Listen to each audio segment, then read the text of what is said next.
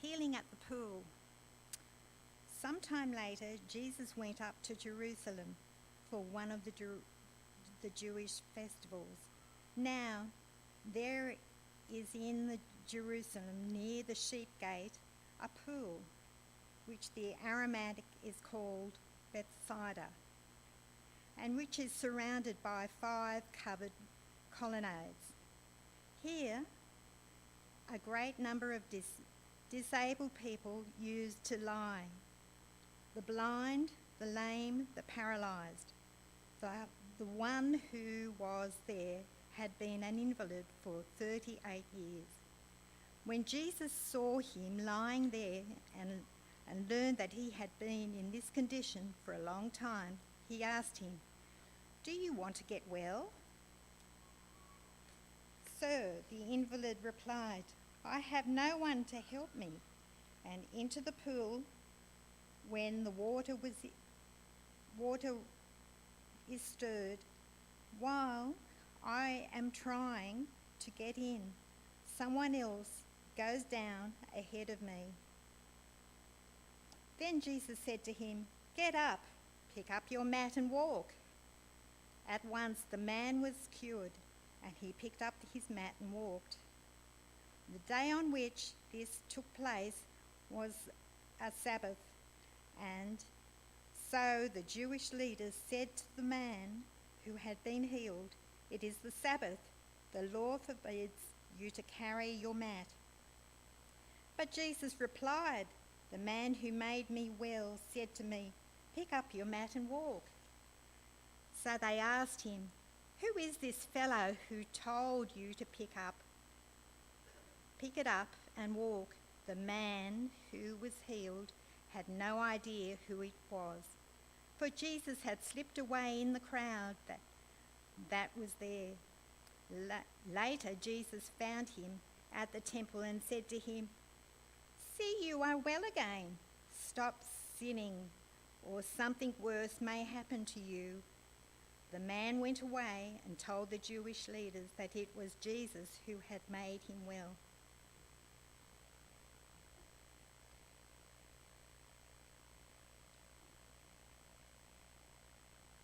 Thank you, Shirley.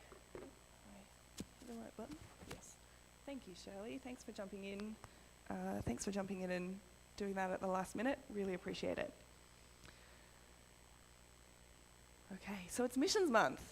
And you might be wondering, what does this passage have to do with missions? Well, don't worry, I'm going to tell you. A few years ago, I was really lucky to be invited to travel to Cambodia with Baptist World Aid. They run, or pre-COVID, they ran what they called supporter trips. And they would ask people from different churches who were supporting them to come along on these trips to the countries where Baptist World Aid supports work on the ground, and to visit some of the projects that they support and to see the work that's happening. They ran these trips all over the world, and I didn't know it when I signed up, but I was actually on the last one they ever ran because then the pandemic hit and they had to cancel all of the trips that they had planned for that year. It was really exciting for 2 reasons. First of all, because I really love to travel and love to see new places, and I was excited to be able to do that. But also because we got to go to places that you wouldn't go to on a holiday. We got to go to villages that by Cambodian standards are quite remote, that are certainly very far away from cities or even larger towns. And we got to see some of the life-changing work that is happening in those places. We got to see how people's basic needs, like food, housing, financial security, and health, were being met, and not just by handouts and quick fixes. Sometimes it's really easy to say, "Oh, you're hungry, here's some food," or "You're sick, here's some medicine." But these needs were being met in ways that are sustainable and ongoing and enable people to look after themselves rather than relying on others to fix their problems. These needs were being met through the building of relationship, through education, and through providing enough support and enough independence for these really incredibly impoverished people to learn things like farming techniques and personal hygiene habits to support themselves and improve their own lives. It was really interesting, and it's something that I was thinking a lot about at the time, and I've thought a lot about since, is the importance of this kind of work. Because the workers on the ground there, they aren't telling people about Jesus.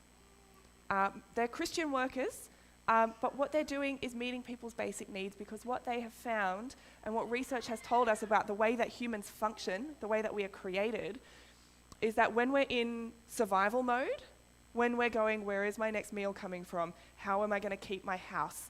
How am I going to provide for my children?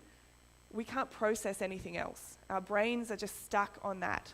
And so the work that these people are doing is essentially just getting these people out of crisis mode, giving them the ability to support themselves so that their minds can process other things like faith, or what are their hopes and dreams for their lives, or what changes do they want to make in their villages, and all of these things are things that come later.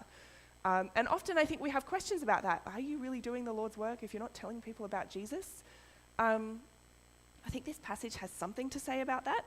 And I think also it has a bit of a model for us for how do we, to use that term, do the Lord's work. Not the only way, but some helpful things to say, particularly about how we love people well.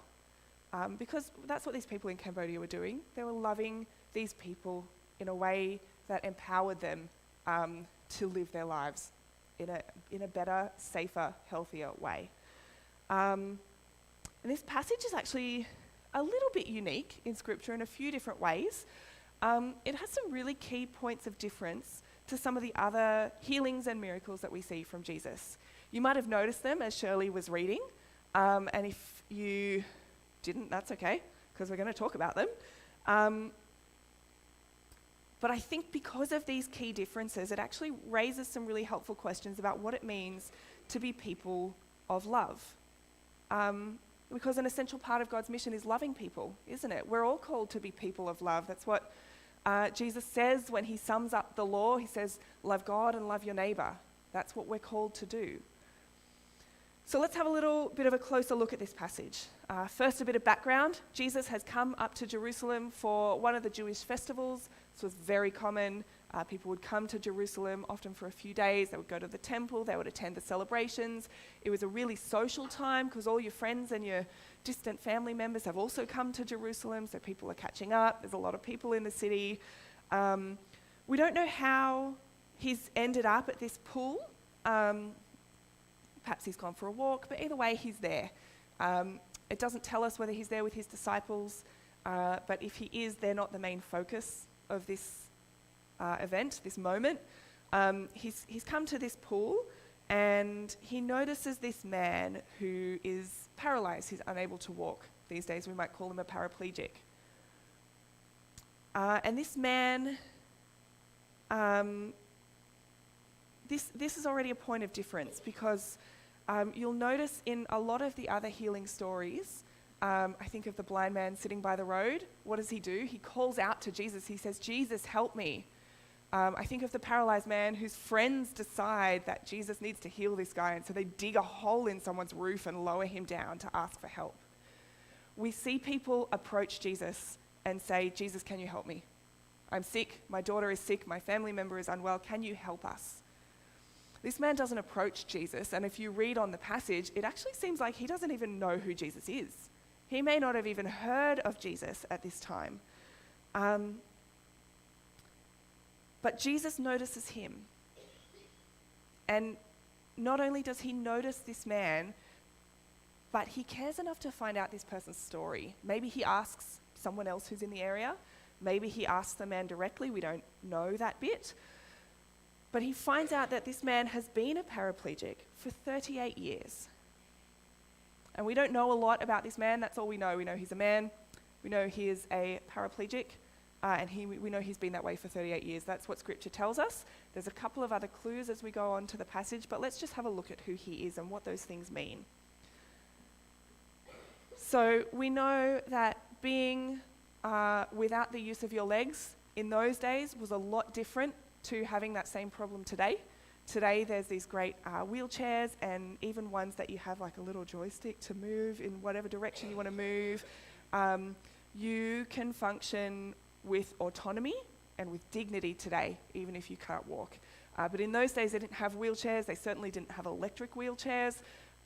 So this guy basically had two options. If he wanted to move anywhere, even just, popping into the kitchen to get a glass of water, he's got two options. Option number one, you have some really kind, loving friends and family members who carry you places, right? Just like the other paralyzed man who was lowered through the roof, he had all these great friends who would carry him to places. Option number two, you drag yourself along the floor using your hands. There's not a lot of dignity in that, is there? And we know that culturally, in the first century, people with disabilities were not treated very well. They were treated as less than, they were often ignored by society. Many lived on the outskirts of society, and if you didn't have that family and friendship community to help you out, you were pretty much on your own. And we know if we scroll forward a little bit to verse 7, this man says he's got no one to help him get into the water. And so I think we can assume that he probably didn't have people to carry him around or help him out with things. I think it's safe to assume that this man was very alone. And the other thing that we see about this man is that he has been in this situation for 38 years. Now, I think we can agree that 38 years is a pretty long time to live like that. But there's one piece of information that this passage doesn't tell us, and that is the average life expectancy at that time. Average life expectancy today, I think, is currently around 83, 84 years. Somewhere around there. We're expected to live a pretty long life these days. Some people will live longer than that. Some people won't make it quite that far. But I would say mid-80s is a pretty good, pretty long, decent life. I think I have great respect for people who've lived that long and who have experienced so many different changes in our society. In those days, people didn't get quite that old. They didn't live quite that long. In fact, depending on which scholar you ask, because they didn't keep their statistics well enough those days that they've survived for us to know about today, depending on which scholar you ask, average life expectancy at that time was 35 to 40 years. So someone like me, really getting up there to the end of my life in those days.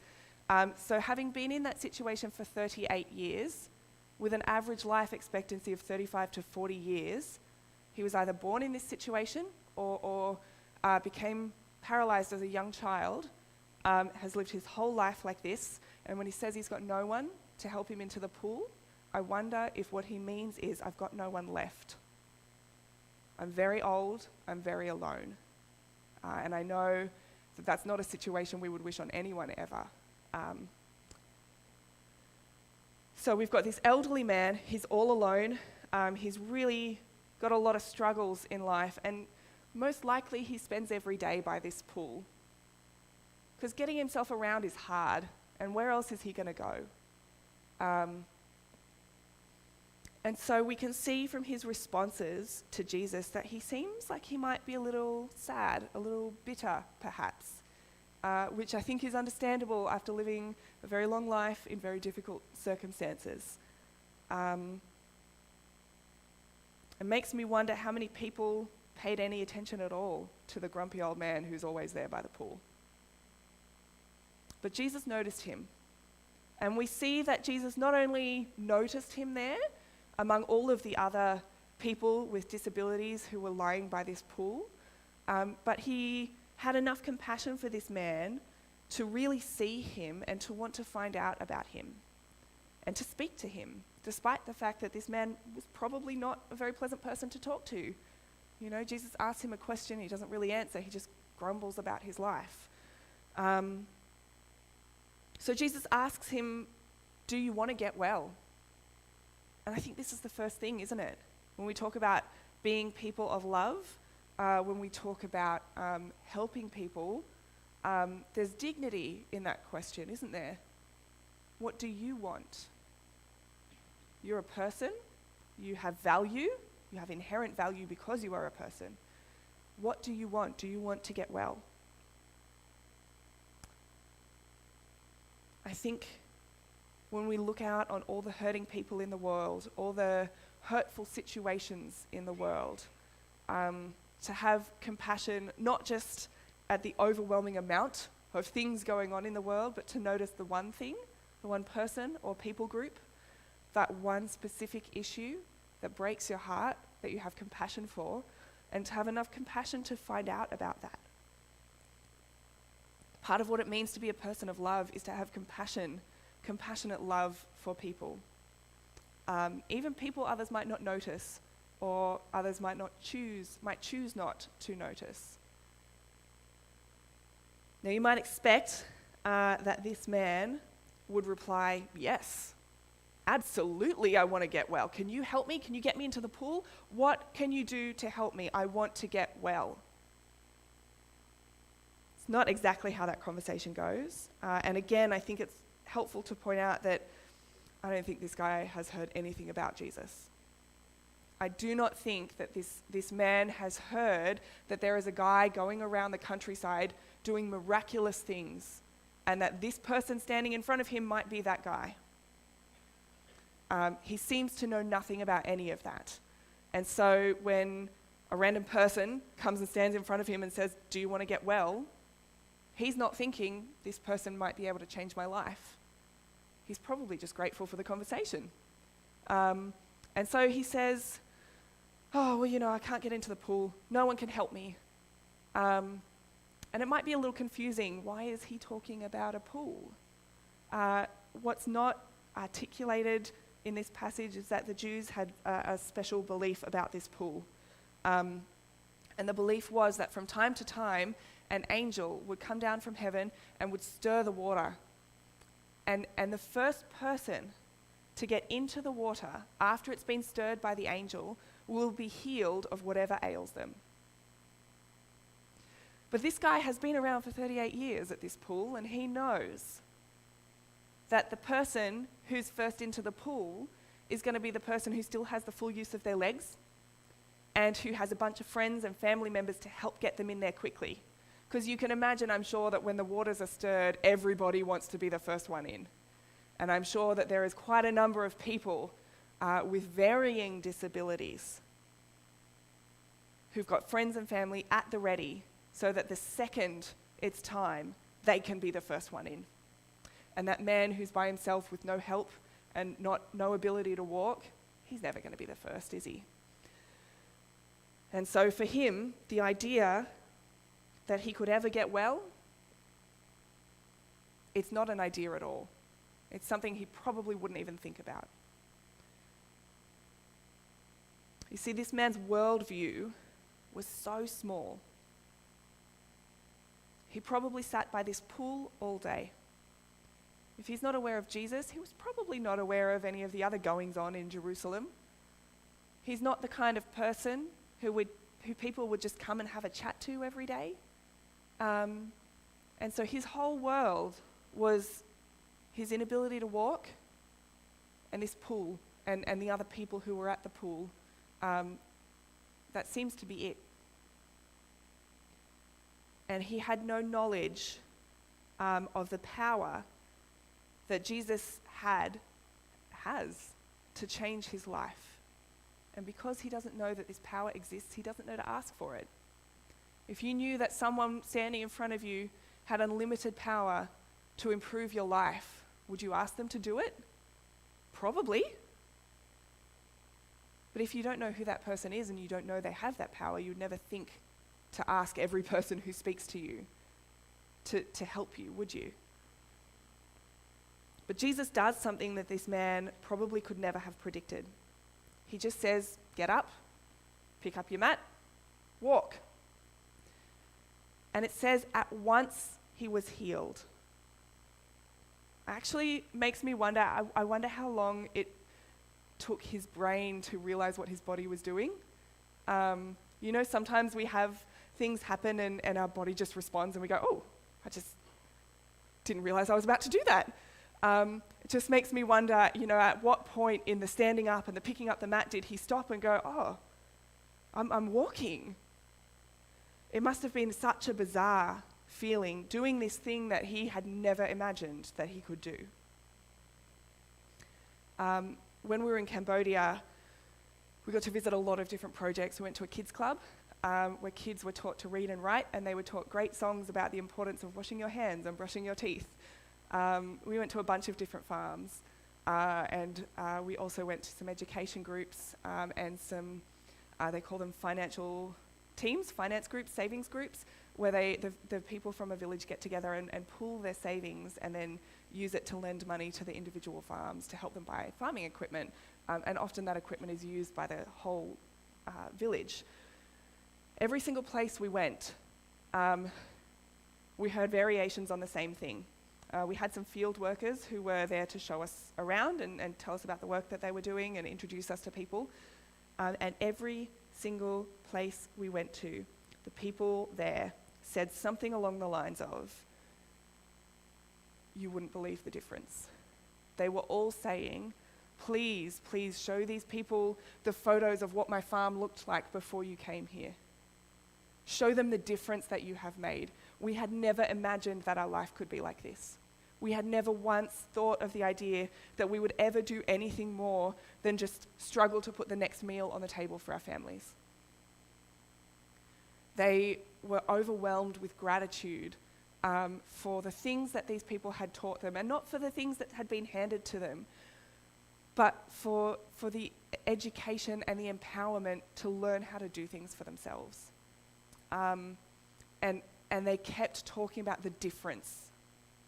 You wouldn't believe what my life was like before, and now look at me. And I think from them, I was able to get a small sense of what that must be like. To have something that is beyond your wildest dreams happen in your life.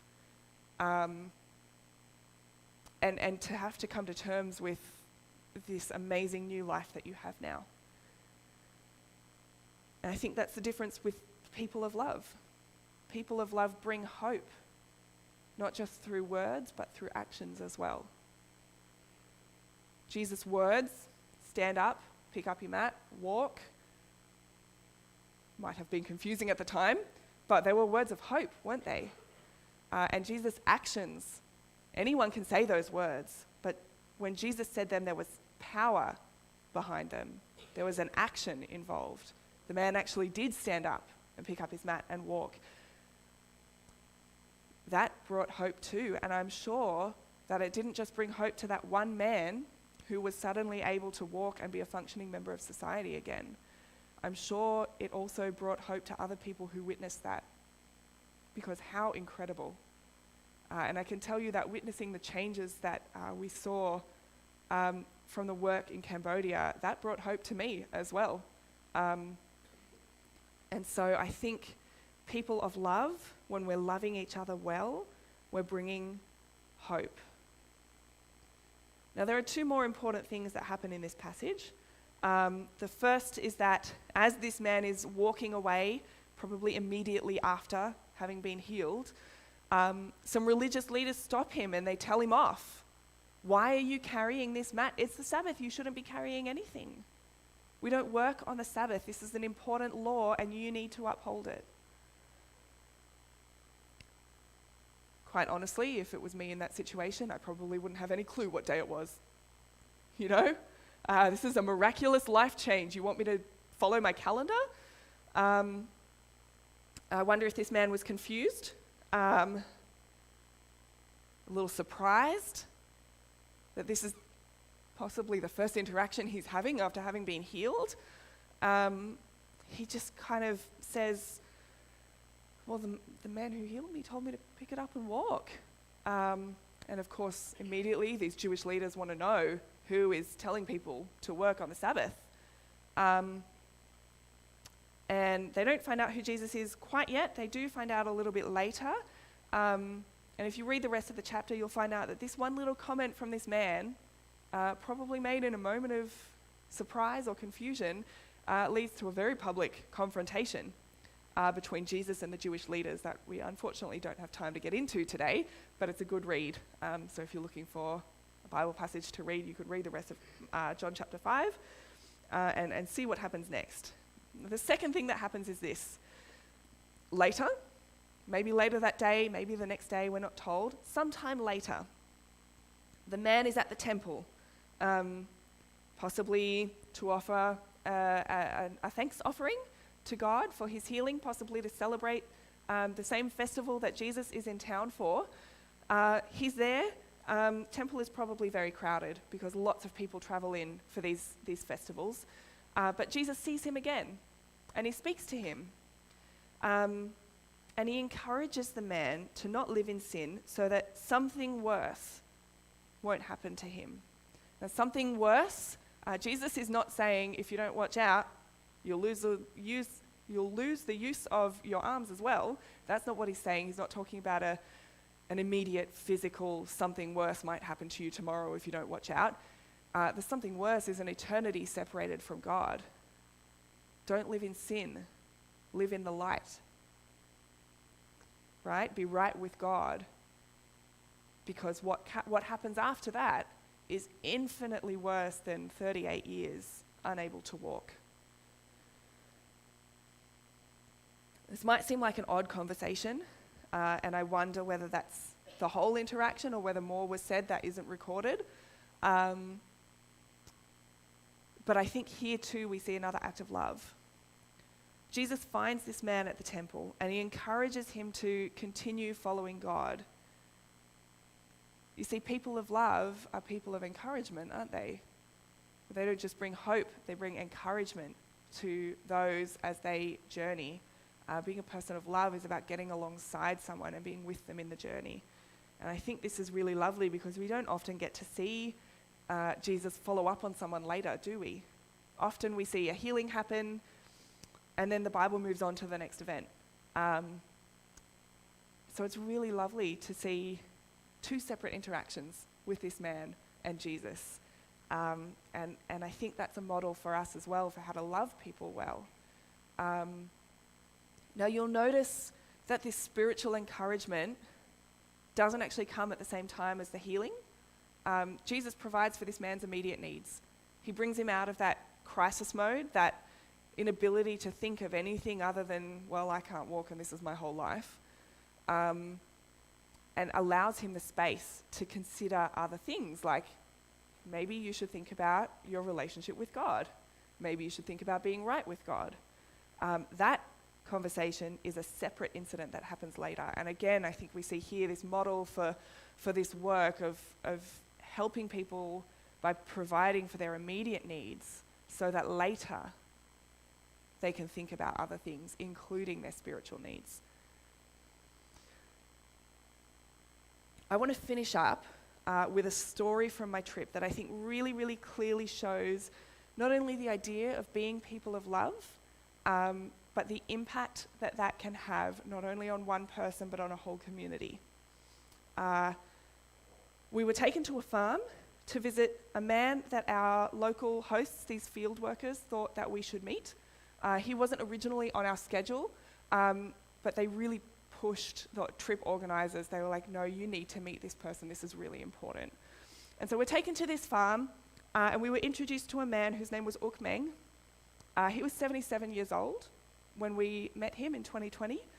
And the second we walked through the gate, there's 15 of us on this trip, so it takes a while for us to get through the gate. Not all of us were through the gate before he had started talking, a mile a minute.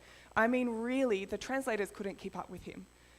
He was so excited, and he kept, to each of us, lifting up the leg of his pants, trying to show us the scar from an injury that he was trying to tell us about. We were a little confused, and it took a few minutes to slow him down, get him to start at the beginning, to understand we don't speak Khmer, the local language. We need translation, and the translators need him to slow down.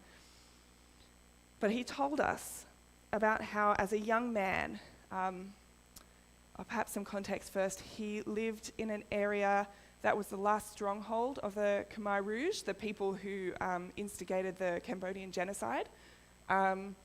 This was their last stronghold. This was kind of the area they were from. It was an area where they were particularly strong and had a particularly lasting impact.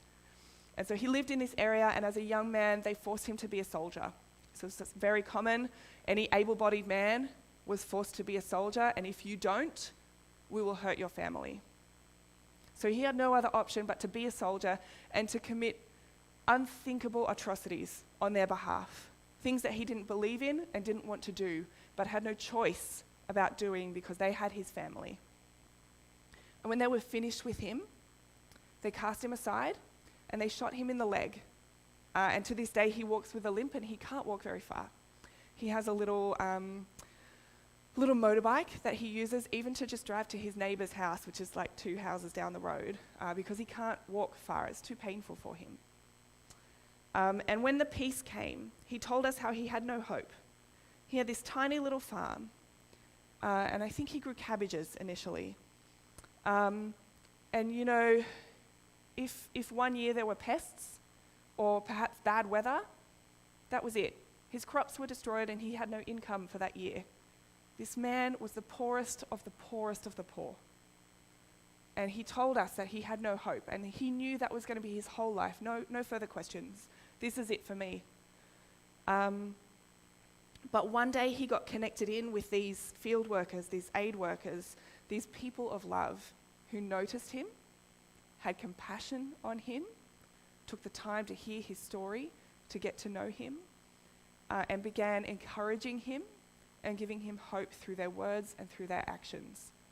They provided him with education about pest control and about the importance of having diverse crops so that you are maximizing your chances of having any income at all this year.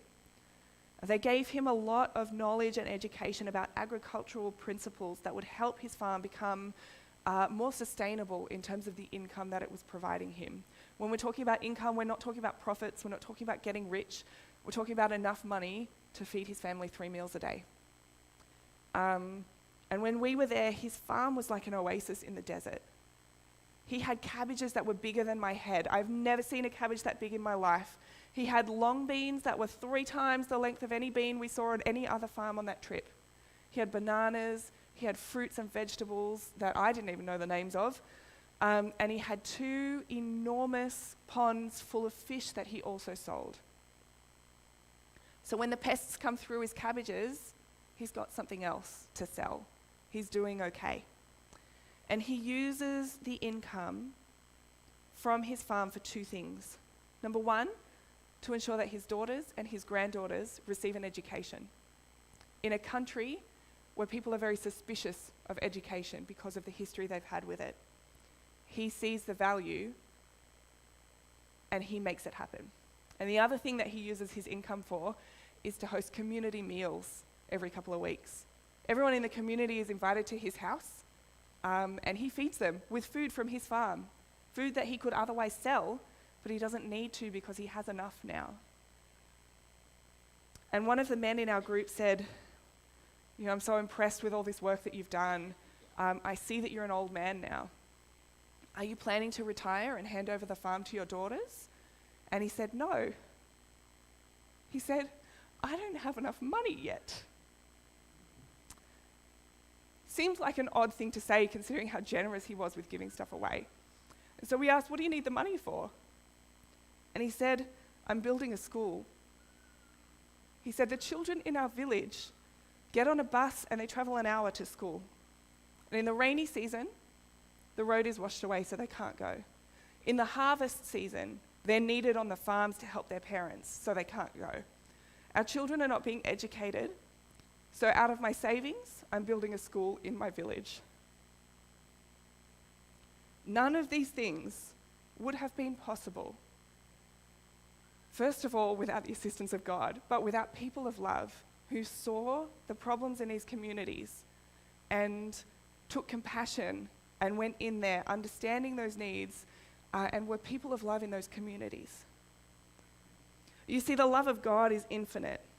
It overflows out of one person and into the next, and out of that person and into the next on an ongoing basis. It never stops overflowing. People of love inspire other people of love.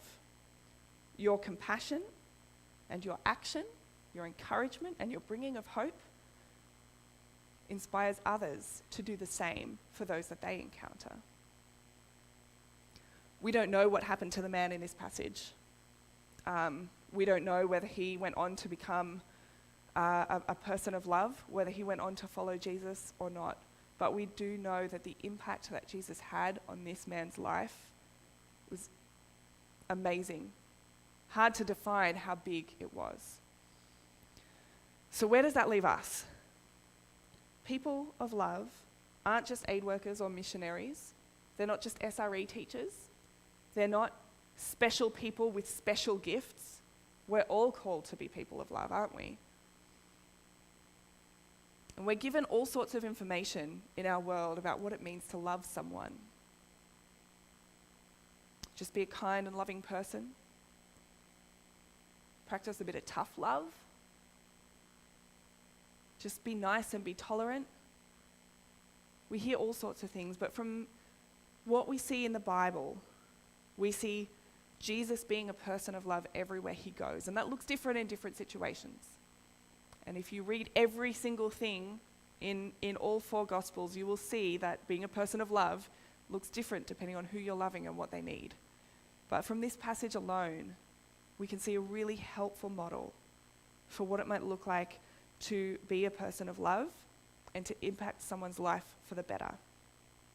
You don't have to go to Cambodia or to anywhere else in the world to change someone's life. You just have to be a person of love. Get alongside people in their mess and in their unpleasantness. Bring hope to them through the things that you say, the things that you do, and continue to encourage them. Continue to point them towards Jesus gently, especially if they're resistant to that idea. And I think what we see from Jesus healing this man at this pool is that there are many ways to do that. There are many ways to love people, but we are all called to love people and to love them well. Let's pray. Lord God, thank you so much for the example that you have provided us about how you have loved so many people in so many different ways. Lord, thank you that we have this whole month to think about missions work and aid work, and what that looks like and how we can best support it. Lord, I ask that you would cultivate in all of us more and more of a spirit of love. Lord, let us never be content with the things that you have already helped us to do in your love for those around us. Let us always be looking for the next person who needs your love, the next person whose life can be changed by encountering your love and your power. Lord, I just pray that you would grow all of us more and more into people of love every single day. Amen.